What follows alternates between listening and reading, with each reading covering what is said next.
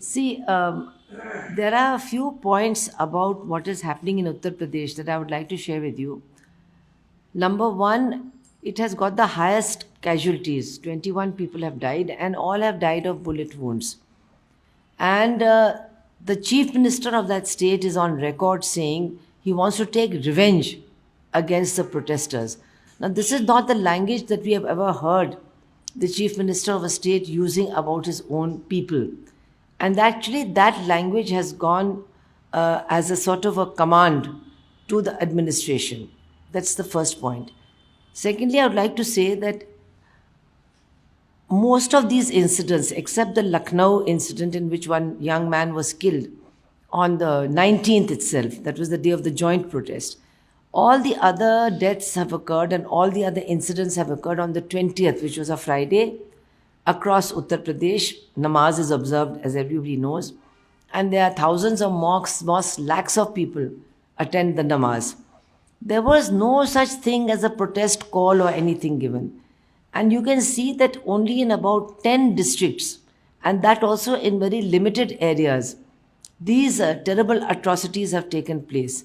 So, this means that anger was widespread, feeling of opposition was widespread against all in all communities. But in some selected places, these events occurred, which shows that either the local administration on the spot, either it was not fulfilling its responsibility, or it was motivated by some kind of prejudice, which is a very it's a very, very negative thing in a state administration.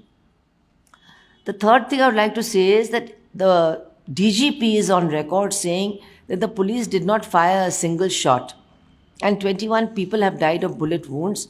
All the bullets have entered their bodies above the waist. At least one boy was killed with a shot in the head, one with a shot in the eye, then in the chest, in the stomach, and all of them have died of bullet wounds. Now the police has accepted that in one case in Nator, that is this boy Suleiman, who was studying for his UPSC exam, they say that he was shot by the police in self-defense because he was actually shooting at a policeman. But the policeman who shot him has got no injury at all, and no weapon has been recovered from Suleiman's body. So this does not appear to be truthful. Secondly, videos have been shown now which are authenticated of police firing and also of police entering residential areas and vandalizing, breaking cars and destroying public property. So all the claims that are being made by the police that they didn't fire, that people were violent, etc., they are not sounding true at all. The other thing is that except for these two boys in Nator, this Anas and Suleiman, no other dead man's family has received the post-mortem report, which shows that certainly the administration is hiding the cause of death. And apart from the people who were killed, there are also people who have been injured with bullets. There are 10 such injured people in Kanpur at least. In Meerut, we met two more. Most of them are too frightened. Some of them have been sent to jail. We met one boy, he is himself only 19 years old. His younger brother, who's 18, was flying a kite and he was shot and he's been taken to jail. Now, this boy, the older brother, he is selling cloth, wandering around selling cloth. So he says, should I sell cloth and feed my family, or should I run after my brother to get him out of jail and to get a lawyer for him? What am I supposed to do? This is the state of people. In Meerut, there are 2 or 3 more incidents that I would like to bring to your notice. One is that the police SSP showed a video on a Hindi channel in which he said that 36 policemen had been taken into a room and locked up, and the mob was going to set fire to them, burn them to death. And even the anchor asked him that, we don't see any people, where are the people? So then he said something. Anyway, that video was not shown again anywhere. But I went to that area personally yesterday. yesterday in the morning in Meerut. It is one Bhavani market on this Hapur road. And there, the people told me that people living there also are shopkeepers. Both of them told me that 36 police trainees were here without any arms. So, to save them, we took half into one house and locked them up in the house, and half we took into a behind a shutter, and they were locked behind the shutter. And they were there for more than 1.5 hours. And later on, these same people phoned the police and said, now everything is peaceful, please come and take these people away. And they came and took them away. So I've taken photographs of that house. The door is there. I've taken photographs of the shutter. You can't see any sign of any fire or any ashes or anything to show that people were trying to burn somebody alive. So this sort of misinformation also is being given by the administration to cover up its own brutality and its own lapses. This is a very serious thing that I would like you to take note of.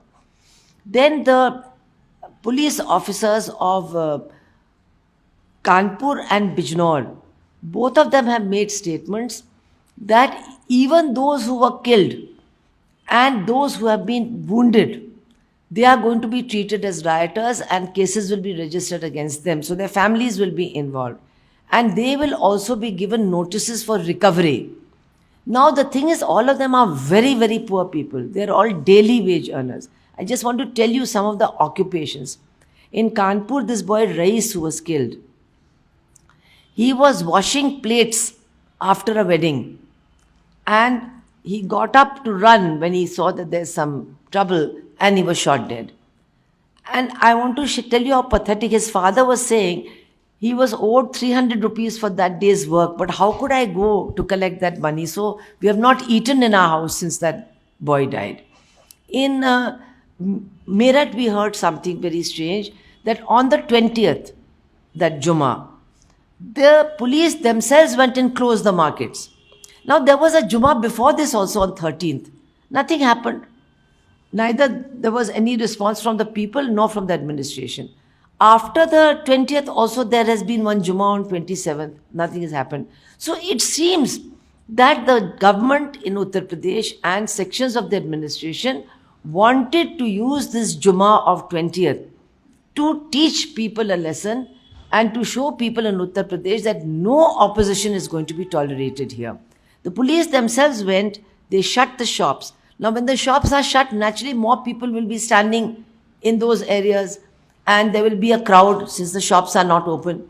And that was what was used for this violence. That one boy, Aleem, who was killed, who was shot in the head actually, he also works in a hotel. He makes rotis. When his hotel was closed, he was also going here and there. The other boy who was killed, Asif, he also drives an e-rickshaw. And he had taken the rickshaw out to work, but then it must have been stopped, whatever. That rickshaw is not to be found, and he was also shot dead, and he was left dead. The other thing I want to say is that the families of those who are dead have been treated with very great insensitivity. Nobody from the administration went to inform them that their family members have been killed. Nobody went to help them. They had to go and find the bodies themselves. They were made to wait for hours to get the bodies. And finally, when the bodies were handed over to them, they were told only on condition you cannot take the body to your house and you have to bury the body in a far off graveyard. Only then we will give you this body. This is the way they were treated. Since then, nobody has gone to meet them. Obviously, they are not getting paid any compensation. There is no help being given to those who are wounded.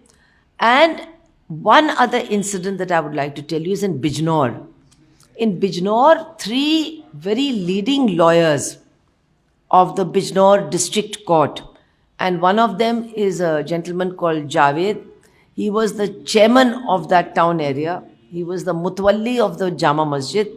Against 3 leading lawyers, the administration has filed serious cases of rioting, and they have put up posters saying there's a reward of 25,000 per head. This is in 2 days. 2 days after filing the case, they have put up this notice. This never happened anywhere. So yesterday, in fact, the district court of Bijnor was on strike, demanding that cases against innocent people should be withdrawn. And now the Bar Council of Uttar Pradesh has also taken up the matter, and possibly there is going to be some statewide agitation in Uttar Pradesh against this. One final point I would like to make is that in Western UP, and I have not seen this elsewhere, they have recruited police mitra. They have recruited police mitra without any formalities, without any criteria, without any rules and regulations, without any exam. And mostly these are BJP supporters. They have been given jackets, they have been given badges, they have been given lathis, and they have been given ID cards. And they have been seen in Meerut and in Muzaffarnagar accompanying the police, beating up people and vandalizing public property. Now, this is something that is totally illegal. So, my party is demanding, number one, compensation to be paid for all those who have been killed, help to the wounded, those police personnel who have been identified as reacting in an inappropriate way with bullets or in vandalizing, they must be punished. And we have demanded that a judicial inquiry headed by a sitting judge of the Allahabad High Court must be set up to inquire into all these incidents. And this police mitra must be immediately banned. It must be disbanded immediately. So these are some of the demands that we are raising.